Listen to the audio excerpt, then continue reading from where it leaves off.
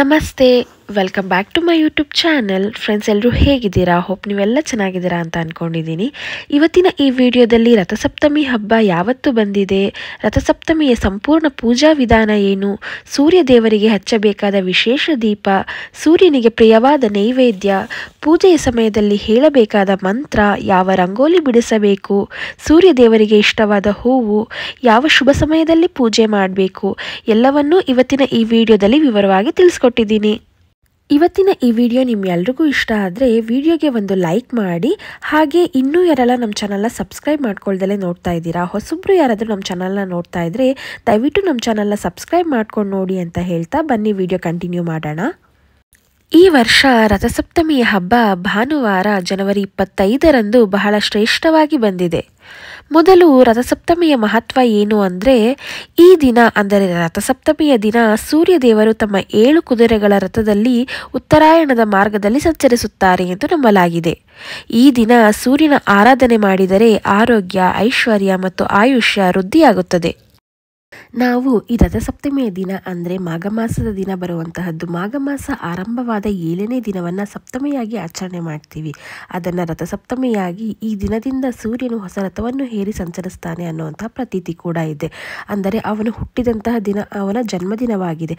ಹಾಗಾಗಿ ಸೂರ್ಯನಾರಾಯಣನನ್ನು ಆರಾಧಿಸುವ ವಿಧಾನದಲ್ಲಿ ಮಾಘ ಸ್ನಾನ ಅನ್ನೋದು ಬಹಳ ವಿಶೇಷವಾದಂತಹದ್ದು. ನದಿ ಸ್ನಾನ ಬಹಳ ಶ್ರೇಷ್ಠವಾದಂಥದ್ದು. ಬ್ರಾಹ್ಮಿ ಮುಹೂರ್ತದಲ್ಲಿ ನದಿ ಸ್ನಾನ ಮಾಡಿ ಸೂರ್ಯನಿಗೆ ಅರ್ಘ್ಯ ಕೊಡುವುದು ವಿಶೇಷ. ನದಿಗಳಲ್ಲಿ ಸ್ನಾನ ಮಾಡೋದಕ್ಕೆ ಆಗೋದಿಲ್ಲ ಅನ್ನೋರು ಮನೆಯಲ್ಲೇನೆ ಈ 3 ವಸ್ತು ಹಾಕಿ ಸ್ನಾನ ಮಾಡಬೇಕಾಗತ್ತೆ. ಯಾವುದಪ್ಪ ಅದೆಲ್ಲ ಅಂತ ಅಂದರೆ ಅರಳಿ ಎಲೆ, ಎಕ್ಕದ ಎಲೆ ಹಾಗೂ ಎಲಚಿ ಹಣ್ಣು. 7 ಅರಳಿ ಎಲೆ, 7 ಎಕ್ಕದ ಎಲೆ ಹಾಗೂ 7 ಎಲಚಿ ಹಣ್ಣನ್ನು ಹಾಕಿ ನೀರಿಗೆ ಬೆರೆಸಿ ಸ್ನಾನ ಮಾಡೋದ್ರಿಂದ ಆರೋಗ್ಯ ವೃದ್ಧಿಯಾಗುತ್ತದೆ, ಐಶ್ವರ್ಯ ವೃದ್ಧಿಯಾಗುತ್ತದೆ, ಸೂರ್ಯ ಭಗವಾನರ ಸಂಪೂರ್ಣ ಆಶೀರ್ವಾದ ನಮ್ಮದಾಗುತ್ತದೆ. ರಥಸಪ್ತಮಿಯ ದಿನದಿಂದ ಭೂಮಿಯ ಮೇಲಿನ ತಾಪಮಾನ ಹೆಚ್ಚಾಗುತ್ತಾ ಹೋಗುತ್ತೆ. ರಥಸಪ್ತಮಿಯು ಭಾನುವಾರ ಬಂದಿರೋದ್ರಿಂದ ತುಂಬಾನೇ ವಿಶೇಷ. ಭಾನುವಾರ ಸೂರ್ಯನಿಗೆ ಪ್ರಿಯವಾದ ವಾರ. ಸ್ನಾನ ಆದ ನಂತರ ಮನೆ ಮುಂದೆ ಅಥವಾ ಬಾಲ್ಕನಿಯಲ್ಲಿ ಅಥವಾ ಟೆರೆಸ್ ಮೇಲೆ ಎಲ್ಲಿ ಸೂರ್ಯನ ಕಿರಣ ಹೆಚ್ಚಾಗಿ ಬೀಳುತ್ತದೆಯೋ ಅಲ್ಲಿ ಸೂರ್ಯ ದೇವನ ಪೂಜೆಯನ್ನು ಮಾಡ್ಕೋಬೇಕಾಗತ್ತೆ. ನಾವು ಎಲ್ಲಿ ಪೂಜೆ ಮಾಡಬೇಕಂತ ಅಂದ್ಕೊಂಡಿರ್ತೀವೋ ಅಲ್ಲಿ ಒರೆಸಿ ರಂಗೋಲಿಯನ್ನು ಬಿಟ್ಕೋಬೇಕಾಗತ್ತೆ. ವಿಶೇಷವಾಗಿ ರಥಸಪ್ತಮಿಯ ದಿನ ಸೂರ್ಯ ದೇವನು ಸಂಚಾರ ಮಾಡುವಂತಹ ರಥದ ರಂಗೋಲಿಯನ್ನು ವಿಶೇಷವಾಗಿ ಬಿಡಿಸ್ಕೋಬೇಕಾಗತ್ತೆ ರಥಸಪ್ತಮಿಯ ದಿನ. ಈಗ ನಾನು ರಥದ ರಂಗೋಲಿಯನ್ನು ಬಿಡ್ತಾ ಇದ್ದೀನಿ, ನೀವು ನೋಡ್ತಾ ಇರಬಹುದು. ಮೊದಲು ನಾನು ಕೆಮ್ಮಣ್ಣು ನೀರಿನಿಂದ ನಾನು ಸಾರಿಸ್ಕೊಂಡು ನಂತರ ರಥದ ರಂಗೋಲಿಯನ್ನು ಬಿಡಿಸ್ಕೊತಾ ಇದ್ದೀನಿ.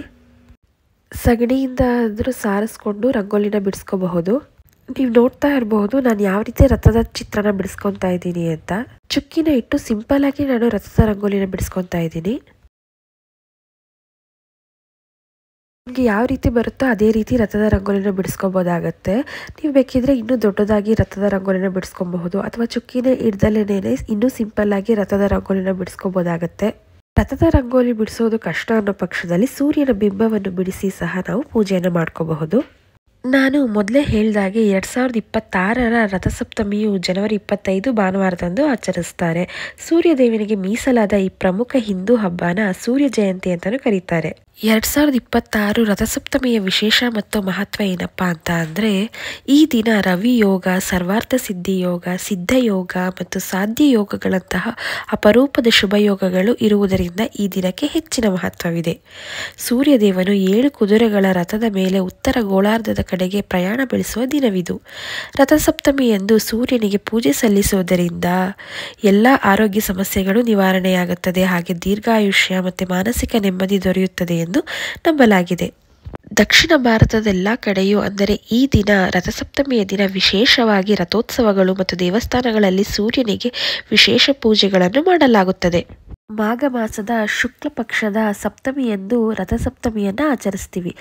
ಸಪ್ತಮಿ ತಿಥಿ ಆರಂಭ ಆಗುವಂಥದ್ದು ಜನವರಿ 25ನೇ ತಾರೀಕು ಬೆಳಗಿನ ಜಾವ 12:39 ಸಪ್ತಮಿ ತಿಥಿ ಅನ್ನೋದು ಆರಂಭವಾಗುತ್ತದೆ ಮತ್ತು ಸಪ್ತಮಿ ತಿಥಿ ಮುಕ್ತಾಯ ಆಗೋದು ಜನವರಿ 25ನೇ ತಾರೀಕು ರಾತ್ರಿ 11:10 ಸಪ್ತಮಿ ತಿಥಿ ಮುಕ್ತಾಯವಾಗುತ್ತದೆ. ಈಗ ನಾನು ರಥದ ರಂಗೋಲಿಯನ್ನು ಬಿಡಿಸ್ಕೊಂಡಿದ್ದೀನಿ, ಮಧ್ಯದಲ್ಲಿ ಸೂರ್ಯನ ಚಿಹ್ನೆಯನ್ನು ಸಹ ಬಿಡಿಸ್ಕೊಂಡಿದ್ದೀನಿ. ಹೂಗಳಿಂದ ಅಲಂಕಾರ ಮಾಡಿ ಪೀಠನ ತಯಾರಿ ಮಾಡ್ಕೊತಾ ಇದ್ದೀನಿ. ಪೀಠ ಅಂತ ಅಂದರೆ ಒಂದು ಮಣೆಯ ಮೇಲೆ ಒಂದು ಹೊಸ ಬಟ್ಟೆಯನ್ನು ಹಾಸ್ಕೊಂಡಿದ್ದೀನಿ. ಈಗ ಈ ಪೀಠದ ಮೇಲೆ ಸೂರ್ಯದೇವನ ವಿಗ್ರಹ ಅಥವಾ ಸೂರ್ಯದೇವನ ಚಿತ್ರಪಟವನ್ನು ಇಟ್ಟು ಪೂಜೆನ ಮಾಡ್ಕೋಬೇಕಾಗತ್ತೆ. ಸೂರ್ಯನ ಫೋಟೋ ಅಥವಾ ಸೂರ್ಯನ ವಿಗ್ರಹ ಇಲ್ದವರು ಯಾವ ರೀತಿ ಪೂಜೆನ ಮಾಡ್ಕೋಬಹುದು ಅಂತ ಇವತ್ತಿನ ಈ ವಿಡಿಯೋದಲ್ಲಿ ತಿಳಿಸ್ಕೊಡ್ತಾ ಇದ್ದೀನಿ. ನಾನು ಪೀಠದ ಮೇಲೆ ಒಂದು ಹಿತ್ತಾಳೆ ತಟ್ಟೆಯನ್ನು ಇಟ್ಕೊಂಡು ಗಂಧ ಅರಿಶಿಣ ಕುಂಕುಮದಿಂದ ಅಲಂಕಾರನ ಮಾಡ್ಕೊತಾ ಇದ್ದೀನಿ. ನಂತರ 7 ಎಕ್ಕದ ಎಲೆಯನ್ನು ತೆಗೆದುಕೊಂಡು ಅದನ್ನು ಚೆನ್ನಾಗಿ ತೊಳೆದು ಒರೆಸಿ ಗಂಧ ಮತ್ತು ಕುಂಕುಮದಿಂದ ಅಲಂಕಾರನ ಮಾಡಿಕೊಂಡು ಆ ತಟ್ಟೆಯ ಮೇಲೆ ಇಟ್ಕೊತಾ ಇದ್ದೀನಿ. ಸೂರ್ಯನಿಗೆ ಪ್ರಿಯವಾದ ಸಂಖ್ಯೆ ಅಂತ ಅಂದರೆ 7. ಅದಕ್ಕೆ ನಾನು 7 ಎಕ್ಕದ ಎಲೆಗಳನ್ನು ತಗೊತಾ ಇದ್ದೀನಿ. ಇಷ್ಟವಾದ ಹೂವು ಮತ್ತು ಇಷ್ಟವಾದ ಎಲೆಗಳು ಅಂದರೆ ಎಕ್ಕದ ಎಲೆಗಳು ಹಾಗೂ ಎಕ್ಕದ ಹೂವು ಅಂದರೆ ಸೂರ್ಯನಿಗೆ ತುಂಬ ಇಷ್ಟ. ಅದಕ್ಕೆ ನಾನು ಎಕ್ಕದ ಎಲೆನೇ ಬಳಸ್ಕೊತಾ ಇದ್ದೀನಿ. ಈ ರೀತಿ ತಾಮ್ರದ ತಟ್ಟೆ ಅಥವಾ ಹಿತ್ತಾಳೆ ತಟ್ಟೆಯ ಮೇಲೆ 7 ಎಕ್ಕದ ಎಲೆಗಳಿಂದ ಅಲಂಕಾರನ ಮಾಡಿ ನಂತರ ಈ ಎಕ್ಕದ ಎಲೆಗಳ ಮೇಲೆ ಸೂರ್ಯನ ಫೋಟೋ ಅಥವಾ ಸೂರ್ಯನ ಬಿಂಬವನ್ನು ಇಟ್ಟು ಪೂಜೆ ಮಾಡ್ಕೋಬಹುದು. ಸೂರ್ಯನ ಫೋಟೋ ಅಥವಾ ಬಿಂಬ ಇಲ್ಲವಾದವರು ಈ ರೀತಿ ಚಪ್ರದ ಅವರೆಕಾಯಿಯಲ್ಲಿ ರಥವನ್ನು ಮಾಡಿ ಪೂಜೆನ ಸಲ್ಲಿಸ್ಕೋಬೇಕಾಗತ್ತೆ. ನೀವು ನೋಡ್ತಾ ಇರಬಹುದು, ನಾನು ಚಪ್ಪರದ ಅವರೆಕಾಯಿನ ಬಳಸ್ಕೊಂಡು ರಥನ ಮಾಡ್ತಾ ಇದ್ದೀನಿ. ಹಾಗೆ ಟೂತ್ ಪಿಕ್ ತೊಗೊಂಡಿದ್ದೀನಿ, ಹೊಸದು ಟೂತ್ ಪಿಕ್ ಮತ್ತು ಚಪ್ಪರದ ಅವರೆಕಾಯಿನ ತೊಗೊಂಡು ಸಿಂಪಲ್ ಆಗಿ ರಥನ ಮಾಡ್ಕೊತಾ ಇದ್ದೀನಿ. ಸೂರ್ಯನ ರಥನ ಮಾಡಿಕೊಂಡು ನಾನು ಪೂಜೆನ ಸಲ್ಲಿಸ್ತೀನಿ. ಈ ರಥಕ್ಕೆ 7 ಚಪ್ಪರದ ಅವರೆಕಾಯಿನ ತೊಗೊಂಡು ನಾನು ರಥನ ಮಾಡ್ಕೊತಾ ಇದ್ದೀನಿ. ಸೂರ್ಯನ ಫೋಟೋ ಅಥವಾ ಬಿಂಬ ಇರುವಂತಹವರು ಈ ರಥನ ಮಾಡೋ ಅವಶ್ಯಕತೆ ಏನಿಲ್ಲ. ಇಲ್ಲದೆ ಇರೋರು ಈ ರೀತಿ ಸುಲಭವಾಗಿ ಚಪ್ಪರದ ಅವರೆಕಾಯಿಯಿಂದ ರಥನ ಮಾಡಿಕೊಂಡು ರಥಕ್ಕೆ ಪೂಜೆನ ಮಾಡ್ಕೋಬೋದಾಗತ್ತೆ. ಬಹಳಷ್ಟು ಜನ ಬಾಲ್ಕನಿಯಲ್ಲಿ ಅಥವಾ ಮನೆ ಮುಂದೆ ಹೊಸ್ತಿಲ ಬಳಿ ಸೂರ್ಯನ ರಥದ ರಂಗೋಲಿನ ಬಿಡಿಸಿ ಆ ರಂಗೋಲಿಗೆನೆ ಪೂಜೆನ ಸಲ್ಲಿಸ್ತಾರೆ. ಮೊದಲಿಂದಾನು ಈ ಚಪ್ರದ ಅವರೆಕಾಯಿಂದ ಈ ರೀತಿ ರಥ ಮಾಡಿ ಇದೇ ಸೂರ್ಯನ ರಥ ಎಂದು ಭಾವಿಸಿ ಇದಕ್ಕೆ ಗಂಧ ಕುಂಕುಮಗಳಿಂದ ಅಲಂಕಾರನ ಮಾಡಿ ಇದಕ್ಕೆ ಪೂಜೆ ಮಾಡ್ಕೊಂಡು ಬರ್ತಾ ಇದ್ದಾರೆ. ನಾವು ಅದೇ ರೀತಿ ಫಾಲೋ ಮಾಡ್ಕೊಂಡು ಬರ್ತಾ ಇದ್ದೀವಿ. ಈಗ ನಾನು ಆ ರಥದ ಒಳಗಿಡೋದಕ್ಕೆ ಒಂದು ಸೂರ್ಯನ ಬಿಂಬನ ಬಿಡಿಸ್ಕೊತಾ ಇದ್ದೀನಿ. ಒಂದು ವಿಳೆದೆಲೆ ಮೇಲೆ ಗಂಧದಿಂದ ಸೂರ್ಯನ ಈ ರೀತಿ ಬಿಂಬವನ್ನು ಬಿಡಿಸ್ಕೊಂಡು ಆ ರಥದ ಮಧ್ಯದಲ್ಲಿ ಇಟ್ಟು ನಂತರ ನಾವು ಪೂಜೆನ ಸಲ್ಲಿಸ್ತೀವಿ.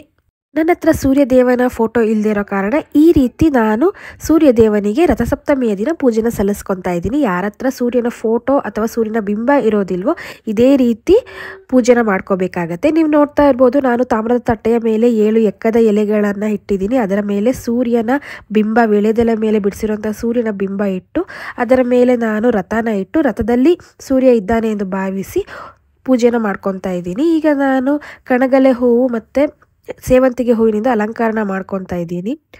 ನಾವು ಯಾವುದೇ ಹಬ್ಬದಲ್ಲಿ ಪೂಜೆಯನ್ನು ಮಾಡಬೇಕಾದ್ರೆ ಪೂರ್ವ ಸಿದ್ಧತೆಗಳನ್ನ ಮಾಡ್ಕೋಬೇಕಾಗತ್ತೆ. ಪೂರ್ವ ಸಿದ್ಧತೆಗಳು ಅಂತ ಅಂದರೆ ಉದಾಹರಣೆಗೆ ನೀವು ನೋಡ್ತಾ ಇರ್ಬೋದು, ರಥಸಪ್ತಮಿಯ ಹಬ್ಬದ ಪೂರ್ವ ಸಿದ್ಧತೆ ಏನೇನಪ್ಪ ಅಂತ ಅಂದರೆ ನಾನು ರಥದ ರಂಗೋಲಿಯನ್ನು ಬಿಡಿಸ್ಕೊಂಡಿದ್ದೀನಿ, ಮತ್ತು ರಥನ ಚಪ್ರದ ಅವರೆಕಾಯಿಂದ ಮಾಡ್ಕೊಂಡಿದ್ದೀನಿ, ಮತ್ತು ಸೂರ್ಯನ ಚಿತ್ರವನ್ನು ಬಿಡಿಸ್ಕೊಂಡಿದ್ದೀನಿ ವಿಳೆದೆಲೆ ಮೇಲೆ. ಈಗ ನಾನು ವಿಶೇಷವಾದ ದೀಪಾರಾಧನೆಯನ್ನು ಸಿದ್ಧತೆ ಮಾಡ್ಕೊತಾ ಇದ್ದೀನಿ. ಏನಪ್ಪ ಸೂರ್ಯದೇವನಿಗೆ ವಿಶೇಷ ದೀಪಾರಾಧನೆ ಅಂತ ಅಂದರೆ 7 ಎಕ್ಕದ ಎಲೆ ಮಧ್ಯ ಗೋಧಿನ ಹಾಕಿ ಈಗ ನಾನು 7 ಬತ್ತಿಗಳಿಂದ ಒಂದು ದೀಪನ ಹಚ್ತಾ ಇದ್ದೀನಿ. ನೀವು ಬೇಕಿದ್ದರೆ 7 ಸಪ್ರೇಟ್ ದೀಪಗಳು ಪುಟ್ಟು ಸಪ್ರೇಟ್ ದೀಪಗಳನ್ನ ಸಹ ಹಚ್ಬೋದು. ನಾನಿಲ್ಲಿ 7 ಬತ್ತಿಗಳನ್ನ ಹಾಕಿ ಒಂದೇ ದೀಪನ ಹಚ್ತಾ ಇದ್ದೀನಿ. ಯಾವ ರೀತಿ ಆದರೂ ಹಚ್ಕೋಬಹುದು, ಈ ರೀತಿ ಆದರೂ ಹಚ್ಕೋಬಹುದು, 7 ದೀಪ ಆದರೂ ಹಚ್ಕೋಬಹುದು, ಒಂದೇ ದೀಪದಲ್ಲಿ 7 ಬತ್ತಿ ಆದರೂ ಹಾಕಿ ಹಚ್ಕೋಬಹುದು. ನವಗ್ರಹಗಳಲ್ಲಿ ಒಂದಾಗಿರುವಂತಹ ಸೂರ್ಯದೇವನಿಗೆ ನವಧಾನ್ಯಗಳಲ್ಲಿ ಒಂದಾಗಿರುವಂತಹ ಗೋಧಿನ ಇಟ್ಟು ಪೂಜೆ ಮಾಡೋದು ಮೊದಲಿಂದಲೂ ವಾಡಿಕೆಯಲ್ಲಿದೆ. ಈಗ ನೀವು ನೋಡ್ತಾ ಇರಬಹುದು, ಒಂದು ಮಣ್ಣಿನ ದೀಪಕ್ಕೆ ಗಂಧ ಮತ್ತು ಕುಂಕುಮದಿಂದ ನಾನು ಅಲಂಕಾರನ ಮಾಡಿಕೊಂಡು 7 ಬತ್ತಿಯನ್ನು ಹಾಕ್ತಾ ಇದ್ದೀನಿ. ಈ ದೀಪಕ್ಕೆ ನಾನು ಹೂಗಳಿಂದ ಅಲಂಕಾರನ ಮಾಡ್ಕೊಂಡಿದ್ದೀನಿ. ನಂತರ ನಾನು ಎಣ್ಣೆ ಅಥವಾ ತುಪ್ಪ ಯಾವುದಾದ್ರೂ ಬಳಸಿ ದೀಪನ ಹಚ್ಬೋದು. ಇವತ್ತು ನಾನು ಎಣ್ಣೆನ ಬಳಸಿ ದೀಪನ ಹಚ್ತಾ ಇದ್ದೀನಿ. ದೀಪನ ನೀವು ಮಣ್ಣಿನ ದೀಪ ಅಥವಾ ತಾಮ್ರದ ದೀಪ, ಬೆಳ್ಳಿಯ ದೀಪ, ಯಾವ ದೀಪದಲ್ಲಾದರೂ ನೀವು ದೀಪನ ಹಚ್ಬೋದು. ನಂತರ ನಾನು ಸೂರ್ಯದೇವನನ್ನು ಪೂಜೆ ಮಾಡೋದಕ್ಕಿಂತ ಮೊದಲು ವಿಘ್ನ ವಿನಾಶಕ ಗಣಪತಿಯ ಪೂಜೆ ಮಾಡಲು ಗಣಪತಿ ವಿಗ್ರಹವನ್ನು ಇಟ್ಕೊಂಡಿದ್ದೇನೆ. ನಂತರ ನಾನು ಗಣಪತಿಯ ವಿಗ್ರಹಕ್ಕೆ ಗಂಧ ಮತ್ತು ಕುಂಕುಮದಿಂದ ಬೊಟ್ಟನ್ನು ಇಟ್ಕೊಂಡು ಹೂವಿನಿಂದ ಅಲಂಕಾರನ ಮಾಡ್ಕೊತಾ ಇದ್ದೀನಿ. ಗಣೇಶನ ವಿಗ್ರಹ ಇಲ್ಲದೆ ಇರೋರು ಸಗಣಿಯಿಂದ ಆದರೂ ಆಗಿರಬಹುದು ಅಥವಾ ಅರಿಶಿಣದಿಂದ ಆದರೂ ಆಗಿರಬಹುದು ಗಣಪತಿ ವಿಗ್ರಹನ ಮಾಡಿಕೊಂಡು ಪೂಜೆನ ಸಲ್ಲಿಸಬೇಕಾಗತ್ತೆ. ಮೊದಲ ಪೂಜೆ ವಿಘ್ನ ವಿನಾಯಕ ಗಣೇಶನಿಗೆ. ಈಗ ನಾನು ರಥಸಪ್ತಮಿಯ ಪೂಜೆ ಮಾಡ್ಕೊಳ್ಳೋದಕ್ಕೆ ರಥದ ರಂಗೋಲಿಯನ್ನು ಬಿಡಿಸ್ಕೊಂಡಿದ್ದೀನಿ, ಚಪ್ರದ ಅವರೆಕಾಯಿಂದ ರಥನ ಮಾಡ್ಕೊಂಡಿದ್ದೀನಿ, ಮತ್ತು ವಿಳೆದೆಲೆ ಮೇಲೆ ಸೂರ್ಯನ ಬಿಂಬವನ್ನು ಸಹ ಬರೆದಿಟ್ಕೊಂಡಿದ್ದೀನಿ, ಮತ್ತು ವಿಶೇಷವಾಗಿ ದೀಪವನ್ನು ಹಚ್ಕೊಂಡಿದ್ದೀನಿ. 7 ಬತ್ತಿಯ ದೀಪ, ಗೋಧಿಯ ಮೇಲೆ 7 ಬತ್ತಿಯ ದೀಪವನ್ನು ಸಹ ಹಚ್ಕೊಂಡಿದ್ದೀನಿ. ನೈವೇದ್ಯಕ್ಕೆ ಬಾಳೆಹಣ್ಣು, ಕಲ್ಲು ಸಕ್ಕರೆ, ಗೋಡಂಬಿ, ದ್ರಾಕ್ಷಿಯನ್ನು ಸಹ ಇಟ್ಕೊಂಡಿದ್ದೀನಿ. ಅದರ ಜೊತೆಗೆ ವಿಶೇಷವಾಗಿ ಸೂರ್ಯದೇವನಿಗೆ ಪ್ರಿಯವಾದಂತಹ ಸಕ್ಕರೆ ಪೊಂಗಲನ್ನು ಮಾಡಿಟ್ಕೊಂಡಿದ್ದೀನಿ. ಸೂರ್ಯದೇವನಿಗೆ ಪ್ರಿಯವಾದ ಸಕ್ಕರೆ ಪೊಂಗಲ್ ಪರಮಾನ್ನ ಅಂತ ಏನು ಹೇಳ್ತೀವಿ ಅದನ್ನು ಸಹ ನಾನು ರೆಡಿ ಮಾಡಿ ಇಟ್ಕೊಂಡಿದ್ದೀನಿ. ಸೂರ್ಯದೇವನಿಗೆ ನೈವೇದ್ಯ ಮಾಡಿ ಇಡಲು ನಾನು 7 ವಿಳೆದೆಲೆಯನ್ನು ಬಳಸಿ ಈ ರೀತಿ ಊಟದೆಲೆಯಾಗಿ ಬದಲಾಯಿಸ್ಕೊಂಡಿದ್ದೀನಿ. ಯಾಕೆ ಈ ರೀತಿ ಮಾಡ್ಕೊಂಡಿದ್ದೀನಿ ಅಂದರೆ, ವಿಶೇಷವಾಗಿ ಸೂರ್ಯದೇವನಿಗೆ ರಥದ ಮುಂದೆ 7 ವಿಳೆದೆಲೆನ ಇಟ್ಟು ಅಥವಾ ಅರಳಿ ಎಳೆನ ಇಟ್ಟು ಅದರ ಮೇಲೆ 1 ಸ್ಪೂನ್ ಅಥವಾ 2 ಸ್ಪೂನ್ ಸಕ್ಕರೆ ಅನ್ನ ಅಥವಾ ಬೆಲ್ಲದ ಅನ್ನ ಏನು ನೈವೇದ್ಯ ಮಾಡಿಟ್ಕೊಂಡಿದ್ದೀವಿ ಅದನ್ನು ಇಡ್ತಾರೆ. ಆದರೆ ನಾನಿವತ್ತು 7 ವಿಳೆದೆಲೆ ತಗೊಂಡು ಒಂದು ಕಡ್ಡಿಯ ಸಹಾಯದಿಂದ ಅಂದರೆ ಒಂದು ಟೂತ್ ಪಿಕ್ ಸಹಾಯದಿಂದ ಈ ರೀತಿ ಊಟದೆಲೆಯಾಗಿ ಟ್ರಾನ್ಸ್ಫರ್ ಮಾಡ್ಕೊಂಡಿದ್ದೀನಿ. ಈ ರೀತಿ ಮಾಡಿದ್ರೆ ತುಂಬ ಸುಲಭ ಆಗುತ್ತೆ, ನೋಡೋದಕ್ಕೂ ತುಂಬ ಚೆನ್ನಾಗಿ ಕಾಣುತ್ತೆ ಅಂತ ನಾನು ಈ ಟಿಪ್ನ ಫಾಲೋ ಮಾಡ್ತಾ ಇದ್ದೀನಿ. ನಾನು ಸಕ್ಕರೆ ಪೊಂಗಲ್ನ ಯಾವ ರೀತಿ ಮಾಡಿಕೊಂಡೆ ಅಂತ ಅಂದರೆ, ಒಂದು ಕುದಿಯುವಂತಹ ಹಾಲಿಗೆ ಸ್ವಲ್ಪ ಅಕ್ಕಿನ ಹಾಕಿ ಚೆನ್ನಾಗಿ ಬೇಯಿಸ್ಕೋಬೇಕು. ನಂತರ ಸಕ್ಕರೆಯನ್ನು ಸೇರಿಸ್ಕೊಂಡಿದ್ದೀನಿ. ನೀವು ಬೇಕಾದರೆ ಬೆಲ್ಲ ಆದರೂ ಸೇರಿಸ್ಕೋಬಹುದು. ಕೊನೆಯದಾಗಿ ಸ್ವಲ್ಪ ಕಾಯಿ ತುರಿ ಹಾಕಿ ತುಪ್ಪದಲ್ಲಿ ಗೋಡಂಬಿ, ದ್ರಾಕ್ಷಿ, ಬಾದಾಮಿಯನ್ನು ಹುರಿದು ಹಾಕಿದ್ದೇನೆ. ಹಾಗಿದ್ರೆ ಬನ್ನಿ ಪೂಜೆ ಸ್ಟಾರ್ಟ್ ಮಾಡೋಣ. ಮೊದಲನೇದಾಗಿ ನಾನು ದೀಪನ ಹಚ್ಕೊಂಡು ಗಣಪತಿಗೆ ಪೂಜೆನ ಸಲ್ಲಿಸ್ಕೊತಾ ಇದ್ದೀನಿ. ಮೊದಲ ಪೂಜೆ ಗಣಪತಿಗೆ. ದೀಪನೂ ಅಷ್ಟೇ ಪೂಜೆ ಮಾಡಿಕೊಂಡು ಸಂಕಲ್ಪ ಮಾಡಿಕೊಂಡು ನಮ್ಮ ಇಷ್ಟಾರ್ಥ ಸಿದ್ಧಿ ಆಗಲಿ ಅಂತ ದೇವರ ಹತ್ರ ಬೇಡ್ಕೊಂಡು ದೀಪನ ಹಚ್ಚಿ ನಂತರ ಗಣೇಶನ ಪೂಜೆ ಮಾಡಿಕೊಂಡು ನಂತರ ಸೂರ್ಯದೇವನಿಗೂ ಪೂಜೆ ಮಾಡ್ಕೊತಾ ಇದ್ದೀನಿ. ಈಗ ನಾನು ಸೂರ್ಯದೇವನ ಪೂಜೆನ ಮಾಡ್ಕೊತಾ ಇದ್ದೀನಿ. ನಾನೇನು ಚಪ್ರದ ಅವರೆಕಾಯಿಂದ ರಥನ ಮಾಡ್ಕೊಂಡಿದ್ದೀನಿ, ಅದರಲ್ಲಿ ಸೂರ್ಯಬಿಂಬನ ಬರೆದಿಟ್ಕೊಂಡಿದ್ದೀನಿ. ಅದಕ್ಕೆ ನಾನಿವಾಗ ಧೂಪನ ಮಾಡ್ತಾ ಇದ್ದೀನಿ. ಅಂತ ಅಂದರೆ ಊದ್ಗಡ್ಡಿಯಿಂದ ಹೂ ಪೂಜೆನ ಮಾಡ್ಕೊತಾ ಇದ್ದೀನಿ. ನಂತರ ಕರ್ಪೂರದಿಂದ ಆರತಿನ ಮಾಡ್ಕೊತಾ ಇದ್ದೀನಿ.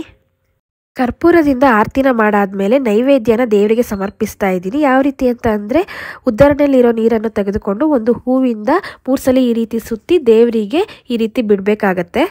ಕೊನೆಯದಾಗಿ ನಾನು ತುಪ್ಪದ ಬತ್ತಿಗಳಿಂದ ಆರತಿನ ಮಾಡ್ಕೊತಾ ಇದ್ದೀನಿ. ಇಲ್ಲಿ ತುಪ್ಪದ ಬತ್ತಿಗಳಿಂದ ಆರತಿನ ಮಾಡಿದ್ರಲ್ಲ, ಅದು ಸ್ವಲ್ಪ ವಿಡಿಯೋ ಮಿಸ್ ಆಗಿದೆ ಫ್ರೆಂಡ್ಸ್, ಅದಕ್ಕೆ ನಾನು ಫೋಟೋ ತೋರಿಸ್ತಾ ಇದ್ದೀನಿ. ಸೂರ್ಯನಿಗೆ ಸಕ್ಕರೆ ಪೊಂಗಲ್, ಬೆಲ್ಲದ ಪೊಂಗಲ್ ಅಥವಾ ಗೋಧಿ ಅಥವಾ ಅಕ್ಕಿಯಿಂದ ಮಾಡಿರುವಂಥ ಪಾಯಸ, ಹಣ್ಣುಗಳು ಏನಾದರೂ ಸಹ ನೈವೇದ್ಯಕ್ಕೆ ಇಡಬಹುದು. ರಥಸಪ್ತಮಿಯ ದಿನ ಬಹಳ ಮುಖ್ಯವಾದದ್ದು ಏನಪ್ಪಾ ಅಂತ ಅಂದರೆ, ಸೂರ್ಯೋದಯಕ್ಕೂ ಮೊದಲು ಸ್ನಾನ ಮಾಡಿ ಸಾಧ್ಯವಾದರೆ ಎಕ್ಕದ ಎಲೆ, ಅರಳಿ ಎಲೆ, ಎಲಚಿ ಹಣ್ಣನ್ನು ಹಾಕಿದ ನೀರಿನಲ್ಲಿ ಸ್ನಾನ ಮಾಡಿ ನಂತರ ಸಂಕಲ್ಪ ಮಾಡಿಕೊಳ್ಳಿ. ಶ್ರೀ ಸೂರ್ಯನಾರಾಯಣ ಪ್ರೀತ್ಯರ್ಥಂ ರಥಸಪ್ತಮಿ ಪೂಜಾಂ ಕರಿಷ್ಯೆ ಎಂದು ಸಂಕಲ್ಪ ಮಾಡ್ಕೋಬೇಕು. ಈ ಸಂಸ್ಕೃತ ವಾಕ್ಯದ ಅರ್ಥ ಏನಪ್ಪಾ ಅಂತ ಅಂದರೆ, ಶ್ರೀ ಸೂರ್ಯನಾರಾಯಣನ ಸಂತೋಷಕ್ಕಾಗಿ, ಪ್ರೀತಿಗಾಗಿ ರಥಸಪ್ತಮಿಯ ದಿನ ಪೂಜೆಯನ್ನು ನಾನು ಮಾಡುತ್ತಿದ್ದೇನೆ ಎಂದು ಸೂರ್ಯದೇವನನ್ನು ಪ್ರಾರ್ಥನೆ ಮಾಡಿಕೊಳ್ಳೋದು. ಸೂರ್ಯದೇವನನ್ನು ಸಂತೋಷಪಡಿಸಲು ರಥಸಪ್ತಮಿ ಪೂಜೆಯನ್ನು ಆಚರಿಸುತ್ತಿದ್ದೇನೆ ಅನ್ನೋ ಸಂಕಲ್ಪ ಮಾಡಿಕೊಂಡ ನಂತರ ಪ್ರಮುಖವಾಗಿ ಅತ್ಯಂತ ಮುಖ್ಯವಾಗಿ ಸೂರ್ಯಾರ್ಘ್ಯವನ್ನು ಕೊಡಬೇಕಾಗತ್ತೆ. ಯಾವ ರೀತಿ ಸೂರ್ಯನಿಗೆ ಅರ್ಘ್ಯ ಕೊಡೋದು ಅಂದರೆ, ಒಂದು ತಾಮ್ರದ ಪಾತ್ರೆಯಲ್ಲಿ ನೀರು, ಕೆಂಪು ಹೂವು, ಅಕ್ಷತೆ ಹಾಕಿ ಸೂರ್ಯನಿಗೆ ಅರ್ಘ್ಯವನ್ನು ಕೊಡೋದು. ಒಂದು ತಾಮ್ರದ ಲೋಟದಲ್ಲಿ ನೀರನ್ನು ತುಂಬಿ ಅದಕ್ಕೆ ಸ್ವಲ್ಪ ಕುಂಕುಮ, ಅಕ್ಷತೆ, ಒಂದು ಕೆಂಪು ಹೂವನ್ನು ಹಾಕಿ 2 ಕೈಗಳಿಂದ ಆ ಲೋಟವನ್ನು ಹಿಡಿದು ಸೂರ್ಯನನ್ನು ನೋಡುತ್ತಾ ನಿಧಾನವಾಗಿ ನೀರನ್ನು ನೆಲಕ್ಕೆ ಹರಿಯುವಂತೆ ಬಿಡಿ. ನೀರು ಬೀಳುವಾಗ ಸೂರ್ಯನನ್ನು ಧ್ಯಾನಿಸಿ ಸೂರ್ಯನ ಮಂತ್ರವನ್ನು ಹೇಳಿಕೊಳ್ಳಿ. ಸೂರ್ಯನಿಗೆ ಅರ್ಘ್ಯ ಕೊಡುವಾಗ ಹೇಳುವಂತಹ ಮಂತ್ರ ಓಂ ಸೂರ್ಯಾಯ ನಮಃ, ಓಂ ಭಾಸ್ಕರಾಯ ನಮಃ, ಓಂ ಆದಿತ್ಯಾಯ ನಮಃ. ಪ್ರತಿ ಮಂತ್ರದೊಂದಿಗೆ ನೀರನ್ನು ಅರ್ಪಿಸಬೇಕು. ಸೂರ್ಯನಿಗೆ ಅರ್ಘ್ಯವನ್ನು ಕೊಟ್ಟಾದ ನಂತರ ಮನೆಯಲ್ಲಿ ಸರಳವಾಗಿ ಪೂಜೆನ ಮಾಡ್ಕೊಂತೀವಲ್ಲ, ಆಗ ಮುಖ್ಯವಾಗಿ ಸೂರ್ಯ ಮಂತ್ರಗಳು ಯಾವುದನ್ನು ಹೇಳಬೇಕು. ಮನೆ ಹೊರಗಡೆ ಅಥವಾ ಬಾಲ್ಕನಿಯಲ್ಲಿ ಟೆರೆಸ್ ಮೇಲೆ ನಾವು ಸೂರ್ಯದೇವನನ್ನು ಪೂಜೆ ಮಾಡ್ಕೊಂತೀವಲ್ಲ ಸಿಂಪಲ್ ಆಗಿ, ಆಗ ಯಾವ ಮಂತ್ರಗಳನ್ನು ಜಪಿಸಬೇಕು ಅಂತ ಅಂದರೆ, ಸೂರ್ಯ ಅಷ್ಟೋತ್ತರ ಶತನಾಮಾವಳಿ. ರಥಸಪ್ತಮಿಗೆ ಅತ್ಯಂತ ಶ್ರೇಷ್ಠವಾದದ್ದು ಸೂರ್ಯ ಅಷ್ಟೋತ್ತರ ಶತನಾಮಾವಳಿ. ಪ್ರಾರಂಭ ಹೇಗೆ ಮಾಡಬೇಕು? ಉದಾಹರಣೆಗೆ ಓಂ ಆದಿತ್ಯಾಯ ನಮಃ, ಓಂ ಭಾಸ್ಕರಾಯ ನಮಃ, ಓಂ ರವೆಯೇ ನಮಃ, ಓಂ ಸವಿತ್ರೇ ನಮಃ, ಓಂ ಮಾರ್ತಾಂಡಾಯ ನಮಃ, ಓಂ ದಿವಾಕರಾಯ ನಮಃ, ಓಂ ಪ್ರಭಾಕರಾಯ ನಮಃ. ಹೀಗೆ ಅಷ್ಟೋತ್ತರ ಶತನಾಮಾವಳಿಯ ಬುಕ್ ಬರುತ್ತೆ, ಅದರಲ್ಲಿ ನೋಡ್ಕೊಂಡು ನೀವು ಪೂರ್ತಿ ಹೇಳ್ಕೋಬಹುದು. ಸಂಪೂರ್ಣ ಸೂರ್ಯ ಅಷ್ಟೋತ್ತರ ಶತನಾಮಾವಳಿ 108 ನಾಮಗಳನ್ನು ಓದಿದರೆ ಅತ್ಯುತ್ತಮ ಫಲ ಸಿಗುತ್ತೆ ಅಂತ ಹೇಳ್ತಾರೆ. ರಥಸಪ್ತಮಿಯ ದಿನ ಪೂಜೆ ಸಮಯದಲ್ಲಿ ಹೇಳಬಹುದಾದ ಸರಳ ಮಂತ್ರ ಯಾವುದಪ್ಪ ಅಂತ ಅಂದರೆ, ಓಂ ರಾಮ್ ರೀಂ ರೌಂ ಸಹ ಸೂರ್ಯಾಯ ನಮಃ. ಪೂಜೆ ಮಾಡುವಾಗ ಈ ಮಂತ್ರವನ್ನು 11 ಅಥವಾ 21 ಬಾರಿ ಜಪಿಸಬಹುದು. ಈ ಮಂತ್ರ ಜಪದಿಂದ ದೇಹದ ಆರೋಗ್ಯ ಮತ್ತು ಮನಸ್ಸಿಗೆ ಶಾಂತಿ ಸಿಗುತ್ತದೆ. ಆದಿತ್ಯ ಹೃದಯಂ ಸಾಧ್ಯವಿದ್ದರೆ ಸಂಪೂರ್ಣವಾಗಿ ಪಠನ ಮಾಡಿದರೆ ಬಹಳ ಶ್ರೇಷ್ಠ. ಈ ಮಂತ್ರಗಳಲ್ಲಿ ಯಾವುದಾದರೂ ಒಂದನ್ನು ಅಥವಾ ಎಲ್ಲವನ್ನು ಜಪಿಸಬಹುದು. ಸೊ ಫ್ರೆಂಡ್ಸ್, ನೋಡಿದ್ರಲ್ವಾ ರಥಸಪ್ತಮಿಯು ಯಾವತ್ತು ಬಂದಿದೆ, ರಥಸಪ್ತಮಿಯ ಸಂಪೂರ್ಣ ಪೂಜಾ ವಿಧಾನ, ಸೂರ್ಯದೇವರಿಗೆ ಹಚ್ಚಬೇಕಾದ ವಿಶೇಷ ದೀಪ, ಸೂರ್ಯನಿಗೆ ಪ್ರಿಯವಾದ ನೈವೇದ್ಯ, ಪೂಜೆಯ ಸಮಯದಲ್ಲಿ ಹೇಳಬೇಕಾದ ಮಂತ್ರ, ಯಾವ ರಂಗೋಲಿ ಬಿಡಿಸಬೇಕು, ಸೂರ್ಯದೇವರಿಗೆ ಇಷ್ಟವಾದ ಹೂವು, ಸೂರ್ಯನಿಗೆ ಹೇಗೆ ಅರ್ಘ್ಯ ಬಿಡಬೇಕು, ಯಾವ ಶುಭ ಸಮಯದಲ್ಲಿ ಪೂಜೆ ಮಾಡಬೇಕು, ಎಲ್ಲವನ್ನೂ ವಿವರವಾಗಿ ತಿಳಿಸ್ಕೊಟ್ಟಿದ್ದೀನಲ್ವಾ. ಇವತ್ತಿನ ಈ ವಿಡಿಯೋ ನಿಮ್ಗೆಲ್ರಿಗೂ ಇಷ್ಟ ಆಗಿದ್ದಲ್ಲಿ ವಿಡಿಯೋಗೆ ಒಂದು ಲೈಕ್ನ ಮಾಡಿ ಫ್ಯಾಮಿಲಿ ಫ್ರೆಂಡ್ಸ್ಗೆ ವಿಡಿಯೋನ ಶೇರ್ ಮಾಡಿ. ಇನ್ನೂ ಯಾರೆಲ್ಲ ನಮ್ಮ ಚಾನಲ್ನ ಸಬ್ಸ್ಕ್ರೈಬ್ ಮಾಡ್ಕೊಳ್ದಲ್ಲೇ ನೋಡ್ತಾ ಇದ್ದೀರಾ, ಹೊಸಬ್ರು ಯಾರಾದರೂ ನಮ್ಮ ಚಾನಲ್ನ ನೋಡ್ತಾ ಇದ್ರೆ ದಯವಿಟ್ಟು ನಮ್ಮ ಚಾನಲ್ನ ಸಬ್ಸ್ಕ್ರೈಬ್ ಮಾಡ್ಕೊಂಡು ನೋಡಿ ಅಂತ ಹೇಳ್ತಾ ಇವತ್ತಿನ ಈ ವಿಡಿಯೋನ ಇಲ್ಲಿಗೆ ಎಂಡ್ ಮಾಡ್ತಾ ಇದ್ದೀನಿ. ಮತ್ತೊಂದು ವಿಡಿಯೋದಲ್ಲಿ ನಿಮ್ಮನ್ನ ಭೇಟಿ ಆಗ್ತೀನಿ ಅಂತ ಹೇಳ್ತಾ ಥ್ಯಾಂಕ್ ಯು ಫಾರ್ ವಾಚಿಂಗ್. ಧನ್ಯವಾದಗಳು.